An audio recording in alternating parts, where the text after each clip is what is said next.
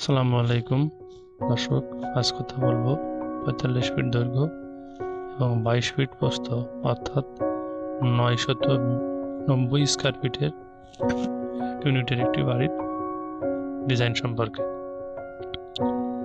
প্রথমে আসা যাক এ ধরনের একটি ডিজাইনে কি কি সুবিধা থাকছে। এই ডিজাইনে প্রথমেই গ্যারেজ রুম, এখান দিয়ে প্রবেশ করতে হবে। এখান দিয়ে প্রবেশ করে এখানে বড় আকারের লিভিং এবং ডাইনিং রুম। এই লিভিং এবং ডাইনিং রুম বড় রাখার একটি কারণ হলো যে বাসার ভিতর যদি পর্যাপ্ত ভেন্টিলেশনের ব্যবস্থা থাকে, খোলামেলা থাকে, তাহলে বাসাটি বাস করতে খুবই ভালো লাগে।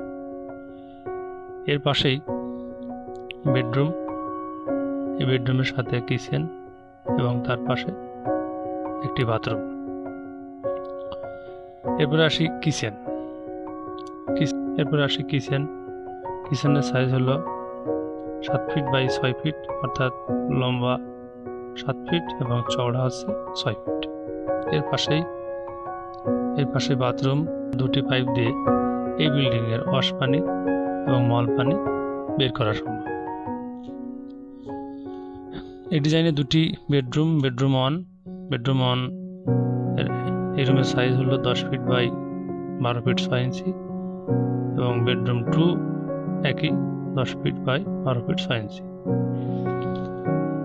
বেডরুম ওয়ানের সাথে একটি বেলকনি। দ্বিতীয় বেডরুমের সাথে বেলকনি রাখা হয়নি, কারণ আপনি যদি এখানে একটা বেলকনি যদি করেন তাহলে টোটাল এই জায়গাটা কিন্তু ব্যবহার আসবে।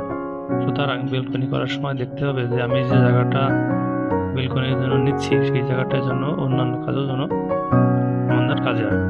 দর্শক, এবার সাজাকে এই ধরনের একটা ডিজাইনে বাড়ি করতে হলে কতটি কলাম প্রয়োজন, এগুলো সব কলামের চিহ্ন এভাবে মোট 12টি কলামের চিহ্ন দেখানো আছে। এবার আসা যাক এ ধরনের একটি ডিজাইনে বাড়ি করতে হলে কত টাকা প্রয়োজন হতে পারে। আসলে বাড়ির ব্যয়ের সঠিক হিসাব দেওয়া যায় না, কারণ এখানে অনেকটা নির্ভর করে যে আপনি কোন ধরনের ম্যাটেরিয়ালস ব্যবহার করছেন, অনেকটা তার উপর ডিপেন্ড করে। তারপরে একটা আনুমানিক ধারণা দেওয়ার চেষ্টা করছি। এখানে লেখা আছে যে এটি হলো 3 তলা ভিত বিশিষ্ট একটি বিল্ডিং, অর্থাৎ 20 লক্ষ টাকা লাগবে 3 তলা ভিত বিশিষ্ট নিচতলা সম্পূর্ণ কাজ শেষ করতে। দর্শক, আপনি ইচ্ছা করলে এই ধরনের একটা ডিজাইনের বাড়ি শহরে করতে পারেন এবং গ্রামেও নির্মাণ করতে পারেন। যদি শহরে করেন অবশ্যই এই গ্যারেজ রুমটা রাখার চেষ্টা করবেন, কেননা এখানে শুধু গাড়ি পার্কিং নাই, অন্যান্য কাজ এবং বাসার ছোটখাটো অনুষ্ঠানও এখানে করা যেতে পারে।